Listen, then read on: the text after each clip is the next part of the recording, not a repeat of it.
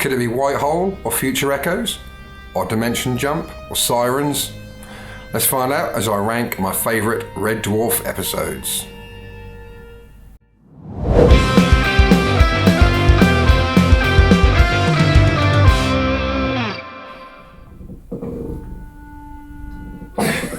Hello, welcome to Music and Stuff with me, Rob Lewis, and today I am ranking my favourite Red Dwarf episodes.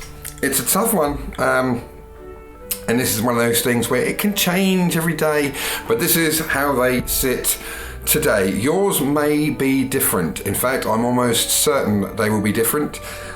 Please let me know your ranking in the comments. And let's all be nice, let's not be smegheads, eh? Step up to red alert. Sir, are you absolutely sure? It does mean changing the bulb.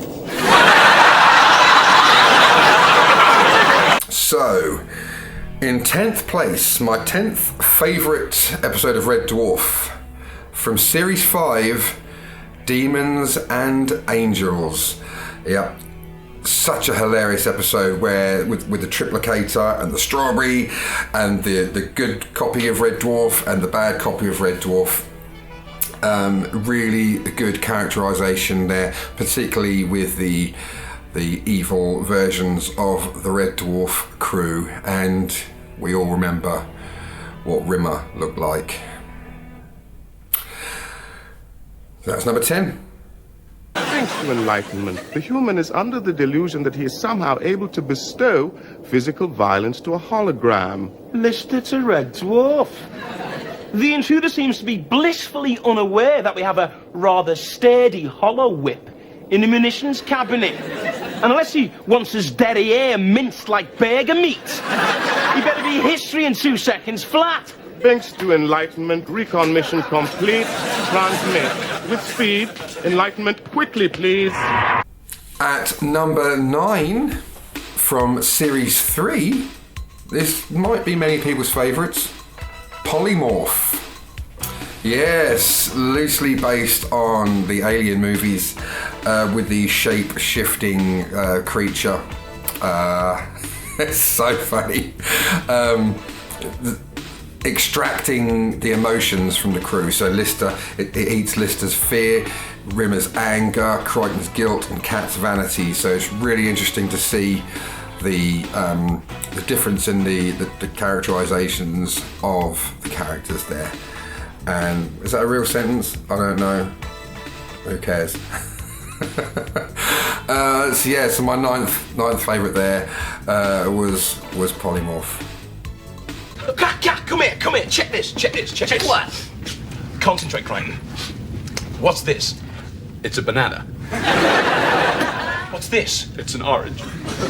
What's this? You taught him that? That's terrific! You two should audition for What's My Fruit? And number 8, from Series 4, DNA. I always liked the fact that Robert Llewellyn got a bit of a break. Yeah, he got to do most of the episode without the Crichton costume, because back then it used to take him quite a few hours to actually get that on. DNA, really good episode. Lister gets turned into a chicken, and you've got the Vindaloo beast. I love Vindaloo. I don't know if I'd like it in that format. Wasn't it Descartes who said I am what I am? No, it was Popeye the Sailor Man. Yeah, so my 8th favourite episode of Red Dwarf from Series 4, DNA. No one's got any virus and no one's smegging nuts. Well, that's good. Is something amiss? Amiss? God, no. What could possibly be amiss? You don't think there's anything amiss? I'm sitting here wearing a red and white checked gingham dress and army boots. You think that's unamiss? No, of course not. It's just we thought you'd gone nuts. We were trying to humor you. I was just doing a little test. A little test to see if you'd gone crazy. If there's one thing I can't stand, it's crazy people. Well, we've passed the test. Rimmer, you can let us out. I can't let you out. Why not? Because the king of the potato people won't let me. Sorry to interrupt. If you're enjoying this video and would like to see more of the sort of stuff that I'm putting out, then please feel free to hit the button that says subscribe down there. And of course, just near that, there's one that's shaped like a bell. It's very unclear, but if you press that one, you'll also be notified when I put a new video out, which is daily pretty much. And don't forget to like the video and put something in the comments, whatever it might be. And if you're really feeling like an absolute dude, you can subscribe to my Patreon channel. The link is going to be there in the description. And that way you're not going to miss out, and I get to keep doing this kind of stuff for you lovely, lovely, lovely people. Thanks very much. Now back to the video. In at number 7 from series 5, The Inquisitor. Yes. Again, it not just from a comedy point of view, but the premise is really, really good, that you can get erased from existence and replaced so you never existed in the first place. And I love the twist that, I don't want to give too many spoilers away, I'm guessing you've seen it, the twist that it was actually Lister and Crichton that were erased, not the Cat and Rimmer, because they couldn't have been any better, so Lister and Crichton could have been. Also with Jack Dougherty as the Inquisitor, I remember him from the series, absolutely. Yeah, the Inquisitor, great episode.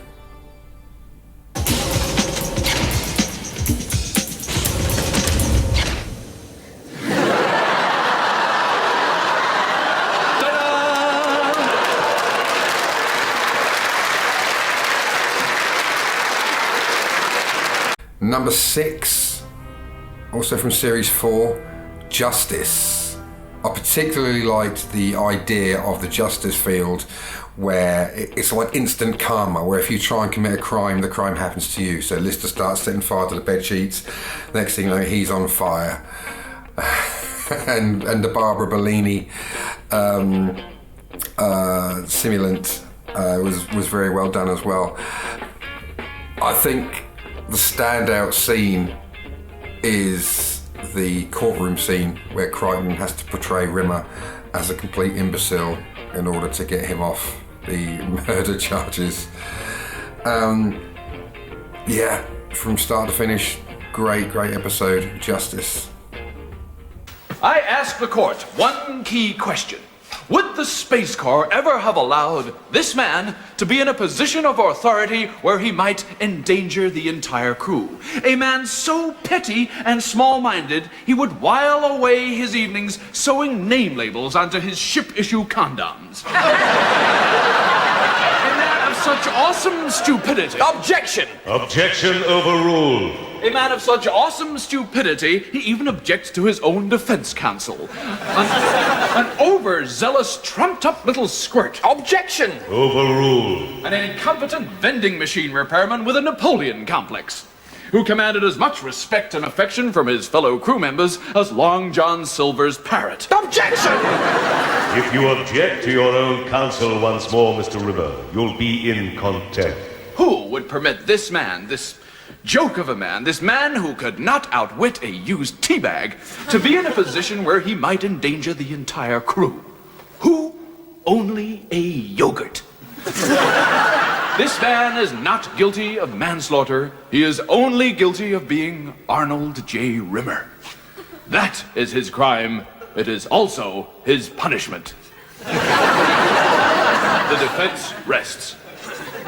And number 5, now these have all been so far sort of series 3, 4 and 5, that kind of era, but I'm going to go back a little bit now to series 2, and you probably know what's coming.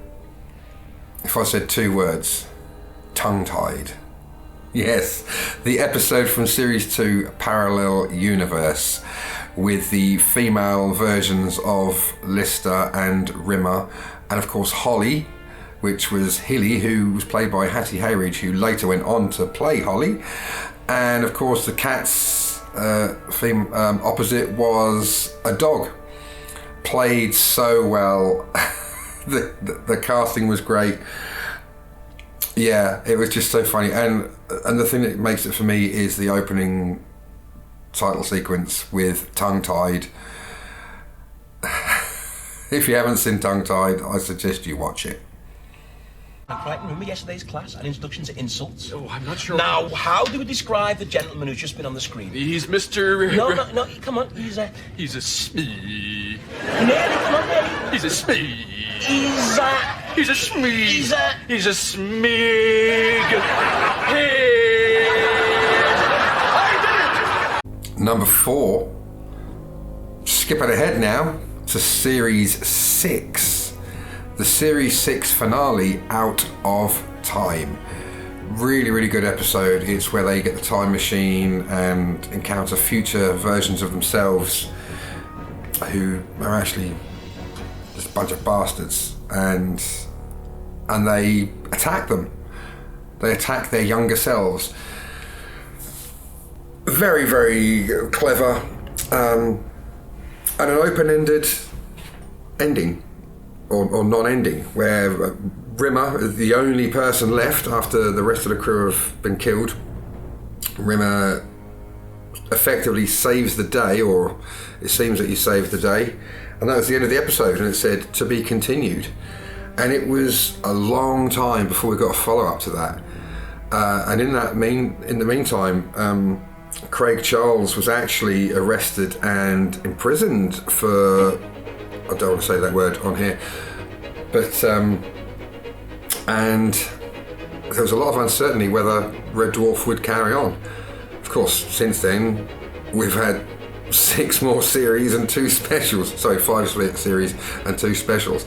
So it did continue, but there was a lot of doubt over whether it would or not. And I always thought, if it didn't, that's quite a fitting ending to the show, that it didn't have an ending. That's Red Dwarf all over. So yes, my 4th favourite, Out of Time. Look, sit down. We want to talk to you. Check this. Crichton, do you know what a midlife crisis is? Sure, Dusky. It's a period of emotional turmoil in the middle of life. Symptoms are usually unexpected anger, a loss of interest in things once considered important, and a desire to try and recapture your youth. Now, check out these subwoofers. You feel that bass? Is that not some serious bump? I'm feeling it! We used to play this on the Nova 5. My 3rd favourite, staying in Series 6, you know what it is, Gunmen of the Apocalypse. This episode won a ton of awards, and I think generally it's considered by the fans to be the best episode. And whilst it might not be my favourite, I think I can say it's the best, if you understand what I mean by that. Just so clever with the virus, and Crichton tries to fix the virus by going into this in his kind of robotic subconscious, goes into this western town, and Lister, Rimmer and the cat try and join him to help him by playing a virtual reality game as cowboys and the Riviera Kid. Very, very, very well done episode, and I can see why many fans have it as their favourite. For me, it's my 3rd favourite, but that's just today. Tomorrow, it might be the top. It'll never be the bottom, though. Mozart was 5 when he wrote Twinkle, Twinkle, Little Star. Yeah, but what did he do after that, huh? He had a bad case of second nursery rhyme syndrome, right? Mozart, dummy, is one of the greatest musical gods of all music. And after Twinkle, he went on to write, among other things, The Best of Mozart. And The Best of Mozart Volume 2. It must be so hard for you being the only one here with a classical education. My 2nd favourite Red Dwarf episode. Back to Reality from Series 5. Yeah, again, it was the final episode in Series 5. And BBC comedies rarely went past 3 series, and Red Dwarf was then ending its 5th. So there was a lot of speculation that there wouldn't be anything after series 5. So this could potentially have been the final episode. And the crew get killed and wake up, and it turns out they've just been playing a computer game for 5 years called Red Dwarf, and they have alter egos, and they try and work out who they are and why they went into this game in the first place. Extremely clever concept and clever episode, which is why it's my second favourite.